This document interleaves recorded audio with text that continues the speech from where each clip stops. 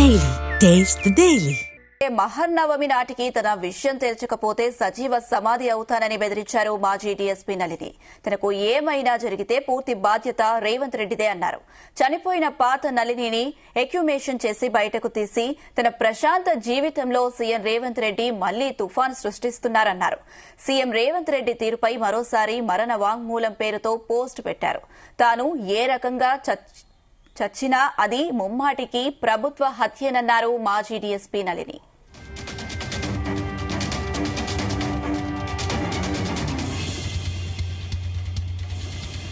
మహర్నవమి నాటికి తన విషయం తేల్చకపోతే సజీవ సమాధి అవుతానని బెదిరించారు మాజీ డీఎస్పీ నళిని. తనకు ఏమైనా జరిగితే పూర్తి బాధ్యత రేవంత్ రెడ్డిదే అన్నారు.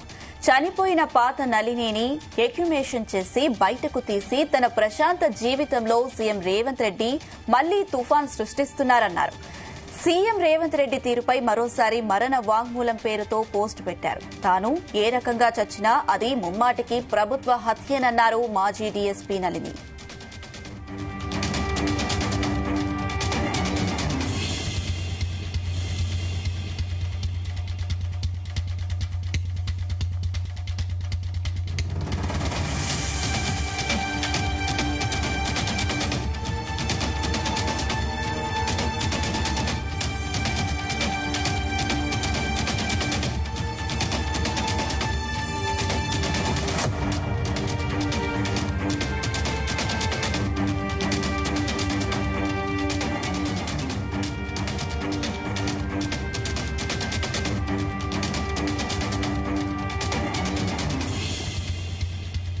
ఇదే అంశం సంబంధించి మరిన్ని అప్డేట్స్ మా క్రైమ్ బ్యూరో చీఫ్ రవితేజ అందిస్తారు. ఎస్ రవితేజ.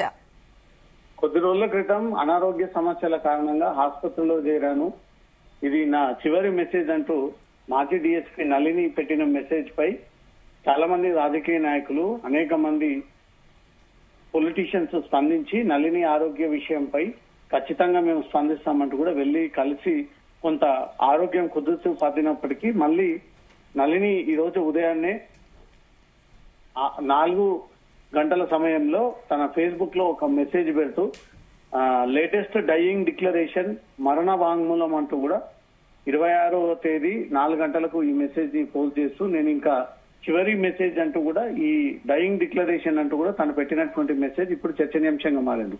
చాలా మంది అభిమానులు నా జబ్బుని ట్రీట్ చేస్తామని నన్ను సంప్రదిస్తున్నారు. నాకు వచ్చినటువంటి వ్యాధి, దాని కారణాల పట్ల వారికి స్పష్టత లేకపోయినా నా మీద అభిమానంతో అలా స్పందిస్తున్నారు, వారికి ధన్యవాదాలు.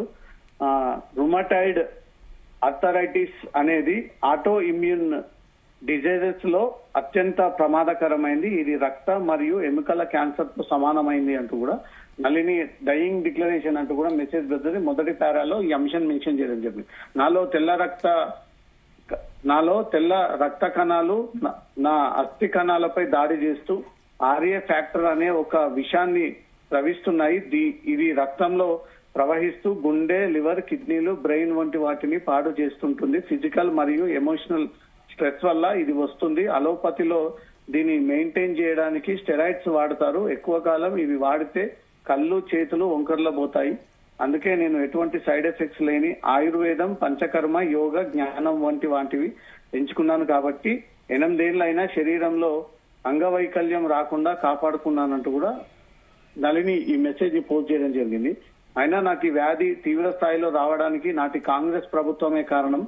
రాష్ట్రపతి మెడల్ లక్ష్యంగా డైనమిక్ ఆఫీసర్ గా పనిచేసిన నన్ను సస్పెండ్ చేయడమే, వేటాడడం నా అన్ని సమస్యలకు మూల కారణం. నేటి నా దుస్థితికి సీఎం రేవంత్ రెడ్డి గారికి 21 నెలల క్రితం నేను ఇచ్చిన రిపోర్టు పై ఇంకా చర్యలు తీసుకోకుండా నిర్లిప్తంగా ఉండడం తక్షణ కారణం. ఇది చాలా హేయనీయం. వారికి ఫైల్ అప్పగించిన తర్వాత కూడా డిస్పోజ్ చేయడానికి ఇంత సమయం ఎందుకు పడుతుందో అర్థం అవ్వట్లేదు. వారి ఇంటెన్షన్ ఏంటో తెలియడం లేదు. ప్రస్తుతం ఇది మరింత స్ట్రెస్ కు గురి చేస్తా ఉంది. బహుశా ఇదే నా చావుకు దారి తీస్తుందేమో అంటూ కూడా మెన్షన్ చేయడం జరిగింది. నిన్న ఉదయం ఆంధ్ర, రాయలసీమ నుంచి వచ్చినటువంటి ఆర్యుల సహాయంతో రాజ్యసాస్య యోగం చేశాను.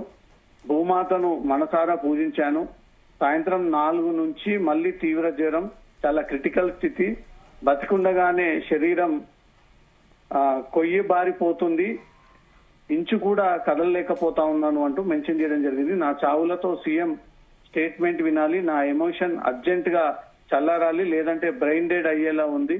యజ్ఞ చికిత్స వల్ల కార్డియో మయోపతి లక్షణాలైన ఛాతిలో ఆయాసం, వాపు తగ్గాయి. అందుకే నిన్న ఈ రోజు మంత్రపాఠం, ప్రవచనం, భజన చేయగలిగాను.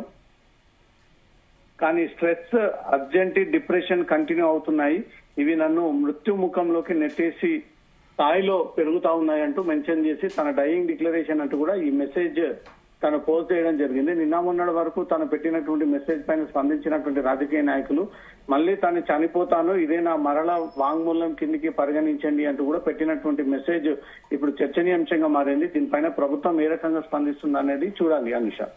Right Ravi Teja, thank you.